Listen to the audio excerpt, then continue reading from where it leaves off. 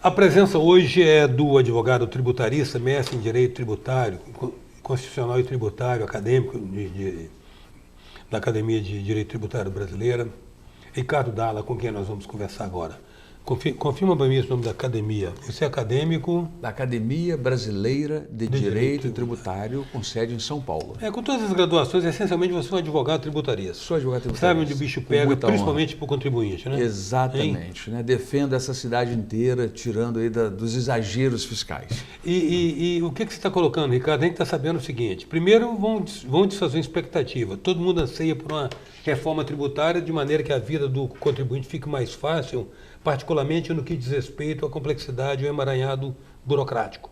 Mas redução de carga tributária, que é boa mesmo, não vai rolar, né? A gente poderia dar um título desse papo nosso aqui, dessa conversa, de é preciso fazer mais do que enfiar a tesoura. Sei. Mais do que o corte nas despesas. Não é? O governo atual, em 6 meses, já cortou 70 bilhões de despesa pública no âmbito federal. Não é? Isso corresponde a um terço do gasto... Do buraco da Previdência. Do buraco da Previdência, que é 190 bilhões, quase 200 bilhões. Não é? O dinheiro sumiu no ralo de novo, né?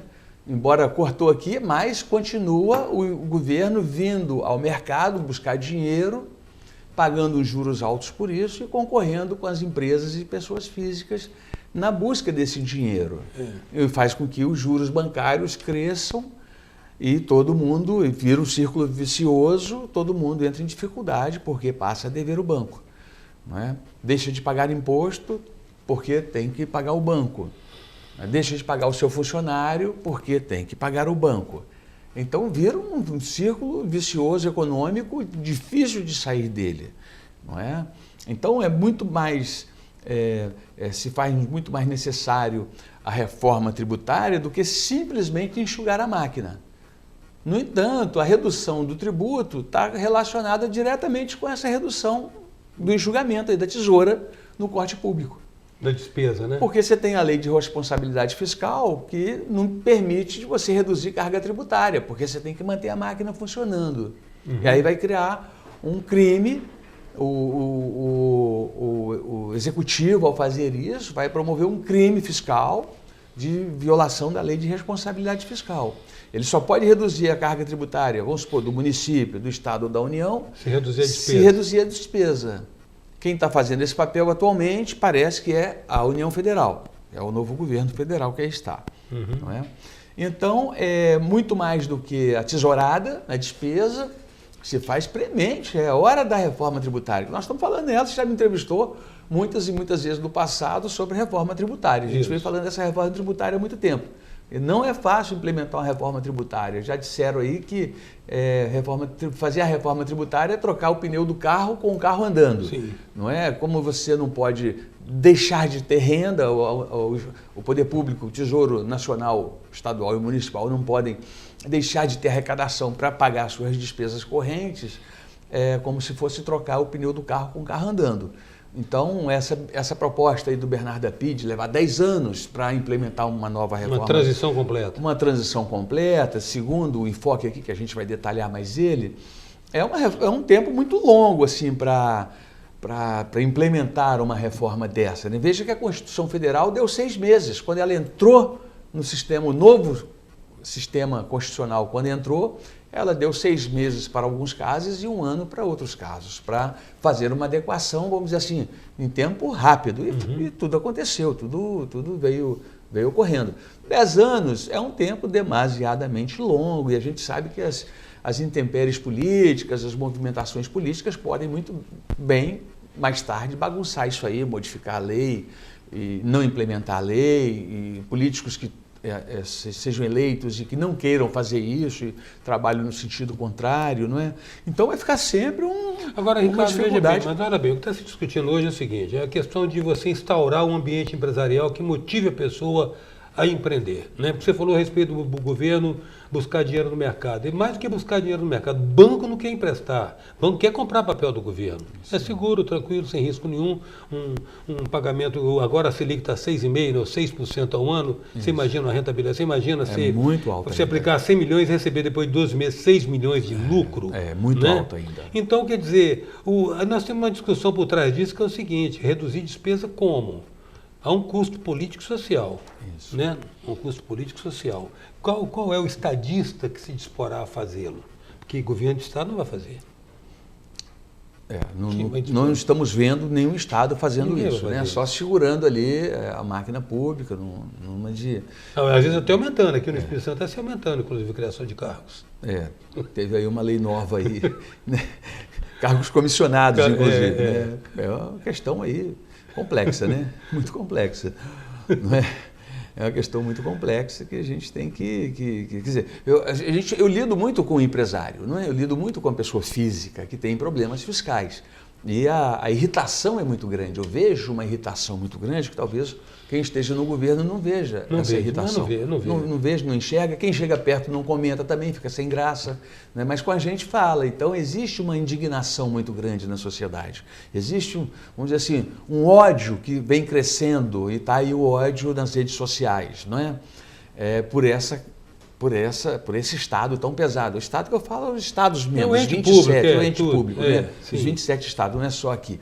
Então, há que ter um entendimento nacional para cortar na carne, né? Para cortar na carne no sentido de equalizar melhor isso.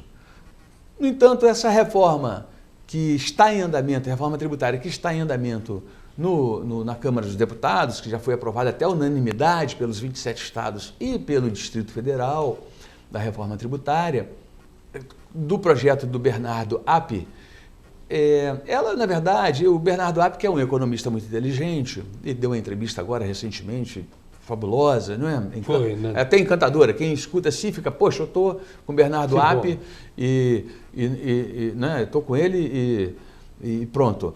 Mas não é. Essa tem uma questão mais profunda aí de, vamos dizer assim, primeiro que ele representa ali o Rodrigo Maia, que é o presidente da Câmara dos Deputados, né?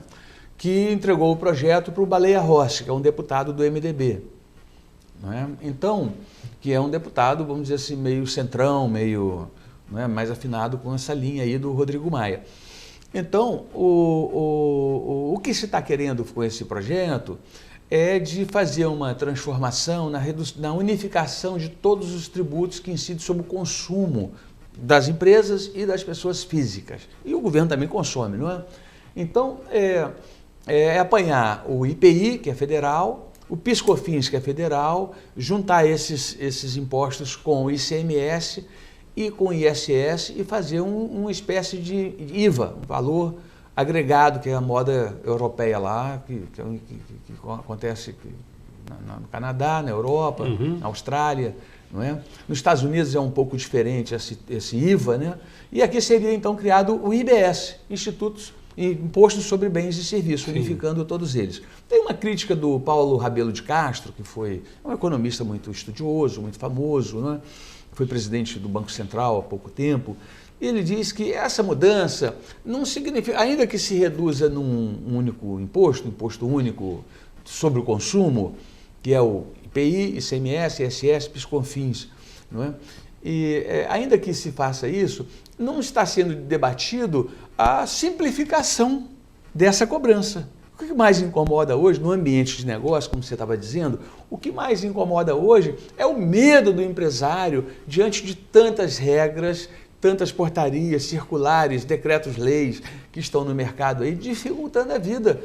Um tropeçozinho que dá numa portaria, vem uma multa tributária. Um tropeço que dá na instrução normativa, vem uma inscrição endividativa.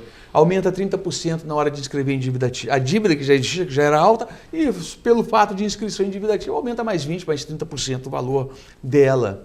É uma coisa impressionante. Então, assim, é uma fermentação da dívida muito grande. Os bancos não querem emprestar porque a família brasileira está endividada. Ele não quer mais correr risco com o dinheiro dele. Ele prefere, então, comprar o título público. Então, nós estamos aqui competindo, você, pessoas físicas, as empresas, nós estamos competindo com o governo que paga aos bancos uma rentabilidade fabulosa para esse dinheiro ir para o governo e tira o dinheiro de circulação nacional. É uma situação danosa à economia, muito danosa. O dinheiro não circula, o dinheiro tem que circular. A gente fala na sequência sobre isso. Nós estamos conversando hoje com o tributarista Ricardo Dalla. Voltamos já.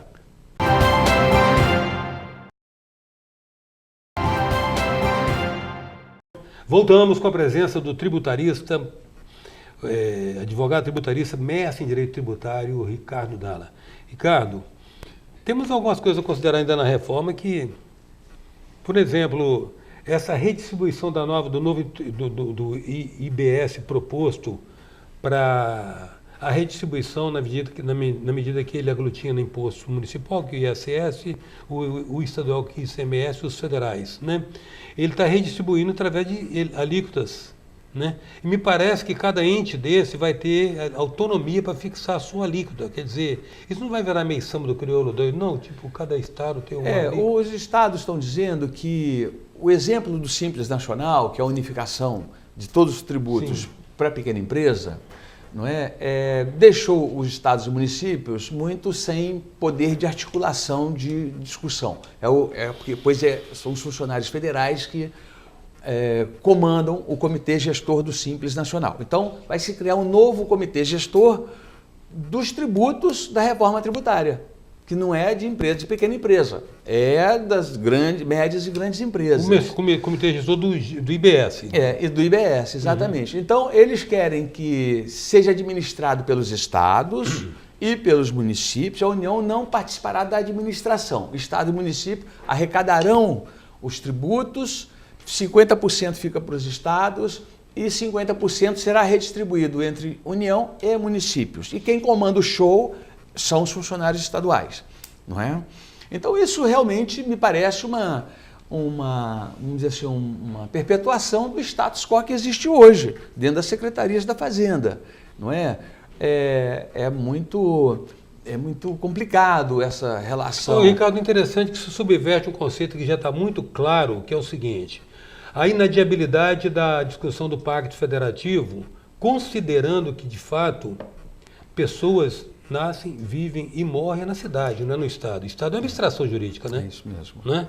Então o Estado continua, quer dizer, o Estado vai aumentar o poder dele, né? Vai tomar um pouco de poder, então, da União. Da União, exatamente. E o município continua à margem, então. E continua à margem. Veja que esse é um projeto que está em andamento por iniciativa do Rodrigo Maia, presidente da Câmara dos Deputados, Câmara Federal. Nesse projeto vai chegar agora a proposta do Paulo Guedes, ministro da Economia. Não é que o Paulo Guedes quer fazer uma unificação de tributos, mas de forma diferente, onde é a União que vai comandar o show, né? Que vai administrar isso, funcionários federais tomando conta disso, não é? E aí chega a se pensar numa proposta de imposto único, englobando o PIS/COFINS, IPI, ICMS, ISS e uma parte do IOF, tá certo? E uma parte do IOF. E tirar a contribuição social sobre a folha, para desonerar a folha de pagamento das empresas, para gerar mais emprego. Na medida em que tira a carga tributária da folha, que hoje é pesadíssima essa carga tributária, as empresas poderão crescer mais e contratar mais pessoas, que é o que também, vamos dizer assim, o Brasil precisa mais disso, né? No entanto, essas ideias do atual ministro da Economia não estão sendo bem recebidas pelos estados, tem uma resistência muito grande. E o que foi aprovado lá como comissão ainda de debates, foi a unanimidade por 27 estados, é a proposta do Rodrigo Maia, é o Bernardo Api. Tem a proposta também do Instituto 200, que quer voltar com a questão do imposto único. Que seria 2,5% na entrada e mais 2,5% na saída. Isso dá uma projeção assim para nós, fiz as anotações aqui, aquele que entra R$100 paga 5, não é? Aquele que entra R$100 mil paga 5 mil. Aquele que entra e sai 10 milhões de reais paga 500 mil de imposto. Imposto único. O imposto único é um imposto tentador, não é? É uma utopia que você fica assim no sonho disso existir. Porque o imposto único também acaba com esse emaranhado de leizinha, de norminha. Né? Simplifica barbaramente a questão. É um imposto tentador, vamos dizer assim. E que não pesa para o pobre, não pesa para a classe média e não pesa para o rico. Ele tem um efeito distributivo. Na proposta dos estados, só complementando aqui, tem uma perspectiva de devolver para o assalariado, para a pessoa de pequena renda, o ICMS arrecadado junto do IBS. Não é? Então vai se devolver. Ah, mas isso já tem hoje, é só pegar o Cadastro Nacional de Pessoas Pobres do Brasil, para que o cidadão comprou arroz, feijão, ovos, massa alimentícia, comida... Cesta básica. Então, se calcula isso para devolver isso em espécie para as pessoas, porque já existe aí algum movimento, algum estado ou outro, que você dá o CPF na nota e depois você tem um crédito lá. Comprou uma geladeira, comprou uma televisão, aquilo vai ficando um crédito para você receber em dinheiro. Isso, nós já temos esses exemplos aí de auxílio moradia, de auxílio moradia não, de Bolsa Família, não é? Então, muita corrupção existiu nesse sistema, especialmente no governo passado aí. Então, isso me parece a continuidade do continuismo, isso, na minha visão, não é de bom tamanho se restabelecer isso. Né? Assim, uma projeção de um tributo baixo para a baixa renda, já resolveria sem essa preocupação de devolver em espécie de dinheiro. Esses cadastros são muito manipulados, tem internet aí que as pessoas violam segredos de internet, bota seu nome lá, bota seu CPF lá. É um problema sério isso, né? Então, tentar sair desse problema. Bom, o nosso tempo está se encerrando por aqui, mas a nossa conversa com o tributarista Ricardo Dalla prossegue no nosso programa de amanhã, para o qual eu convido você, meu querido telespectador. Até amanhã, então.